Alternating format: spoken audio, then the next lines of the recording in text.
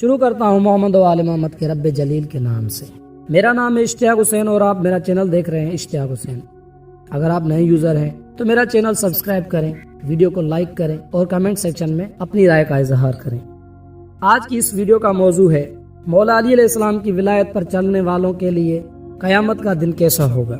حضرت امام جعفر صادق علیہ السلام نے فرمایا، جب قیامت کے دن وسط عرش سے منادی ندا آئے گی کہ اللہ کی زمین پر اس کا خلیفہ کہاں ہے، پھر جناب داؤد علیہ السلام کھڑے ہو جائیں گے تو اللہ تعالیٰ کی طرف سے آواز آئے گی، اگرچہ آپ بھی اللہ کے خلیفہ ہیں لیکن اب آپ مراد نہیں ہیں۔ پھر دوبارہ آواز آئے گی، اللہ کی زمین پر اس کا خلیفہ کہاں ہے۔ اس مرتبہ امیر المومنین علی ابن ابی طالب علیہ السلام کھڑے ہوں گے۔ پھر اللہ تعالیٰ کی طرف سے آواز آئے گی، اے اہل محشر، یہ علی ابن ابی طالب ہیں جو میری زمین پر میرے خلیفہ تھے اور میرے بندوں پر میری حجت ہے۔